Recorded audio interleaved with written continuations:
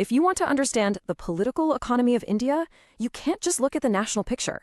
You have to go to the ground, to the soil, to the constituencies. Not as a tourist, but as a student of the system.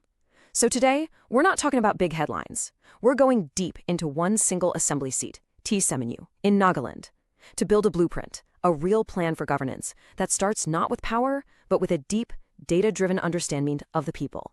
This is the real work. This is Tseminyu, a place where identity isn't just a word you throw around. It's the earth itself. It's the home of the Rengma Naga people, a community that has a profound sense of its own history, its culture, its dignity. And in governance, this deep sense of belonging leads to one of the most politically engaged communities in the entire country. When people are this engaged, it's not just about casting a ballot. It's about making a statement. It's about holding leaders to account. So just how engaged are we talking? Well, this number, it really says it all. In the 2023 state election, almost 93% of registered voters in Tseminyu showed up and voted. Just think about that for a second.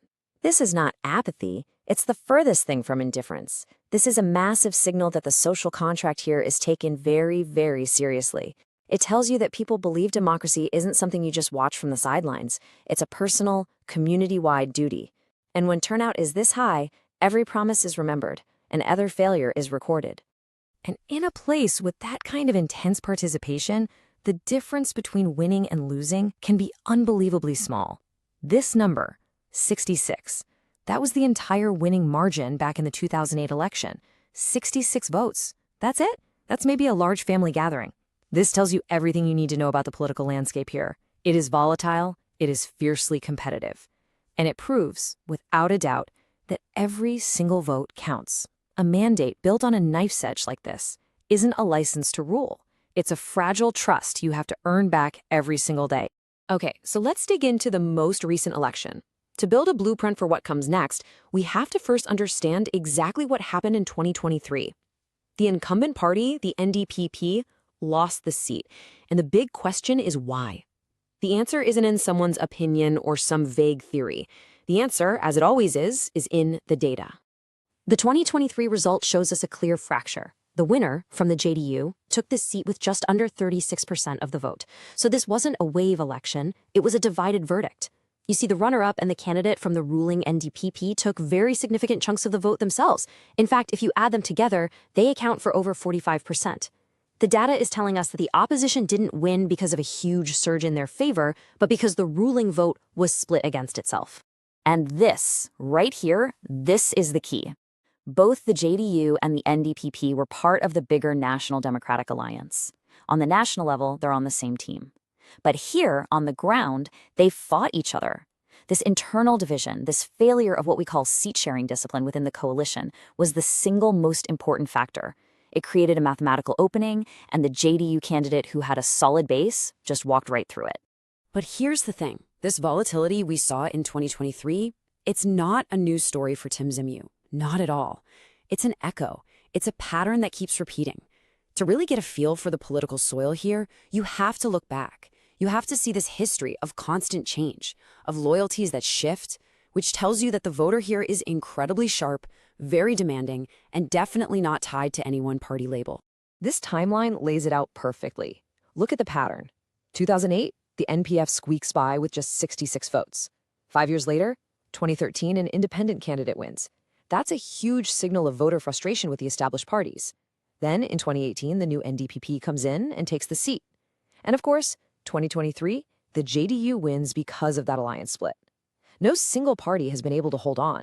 The only constant here is change, and it's driven by an electorate that does a complete reevaluation every 5 years. This data table tells the story over 30 years. First, just look at that turnout column. It's always consistently between 90 and 96%. This is a civic habit. It's passed down through generations. Such high participation upholds the constitutional value of dignity, giving a voice to every citizen. It transforms public speech from mere noise into a responsible, informed conversation about the future. Now look at the victory margins. Yes, 2023 had a bigger margin because of the split, but look at the years before, often decided by just a few thousand, sometimes even a few hundred votes. This isn't just politics, it's a tightrope walk where any small shift can change everything. A leader who forgets this history, well, they do so at their own peril. So we've looked at the what, the numbers, the history. Now let's get to the why. What are the real forces at play on the ground in Tseminyu today? Beyond all the percentages, what is the core conflict that truly defines the political choice for the people here? It really boils down to a very clear, very powerful dynamic. And this is it. On one side, you have the incredible strength of the Rangma identity, that sense of a shared journey, of mutual respect, of a trust that is built over generations, not just in a 3-month campaign. This is an authentic, organic asset that you simply cannot buy. On the other side is the major threat, the raw power of money, superior funding that can organize big events, saturate the media, and basically create an illusion of strength. This is the central battle in Tseminyu, deep, genuine trust versus mobilized, inorganic resources. And this battle isn't fought in the abstract. It's fought on the ground, on the terrain of people's real, everyday frustrations. These aren't just policy points on a list. This is the lived reality for thousands. Youth unemployment in Nagaland is over 7%, and that number hides a deep anxiety about the future. For years, promises of development, good roads, reliable healthcare, better schools, have been made and then broken. And this creates a very deep distrust of politics that's all about cash and transactions. The most visible symbol of this neglect, often it's the most basic thing, a bad road, which cuts people off from markets, from education, from help when they need it most. These grievances, they are the fuel for change. So here is the most important part. How does a real leader build a winning strategy in this kind of environment? You don't do it with empty slogans. You don't do it by trying to spend more money than your opponent. No. You build it by systematically turning these public grievances into a solid, believable plan, a blueprint for governance that is actionable, that is measurable, and that speaks directly to the hopes and concerns of the community. And that plan has to be culturally rooted. It has to show respect. Take this word, Xingtu. It's a traditional community feast, but it's not just about sharing a meal. It is a powerful, respected space for real dialogue, for listening, for making community bonds stronger. In politics, when you use a platform like the Xingtu, it's not just a tactic, it's a sign of deep respect for the local way of doing things. It's a way to build a real connection that no amount of money can ever replicate. This brings us to a clear 90-day win-back blueprint.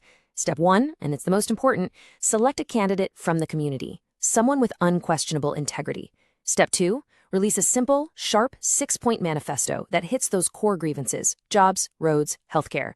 Step 3, intensive outreach using those culturally important methods like the Xingdu. Step 4, mobilize volunteers from the ground up. 5, a systematic get-out-the-vote drive. And finally, Step 6, flawless management on election day itself. Every step is a gear in a machine designed to build momentum from the grassroots. And through that entire 90-day period, the message has to be completely consistent, totally clear. No free gifts, just true progress.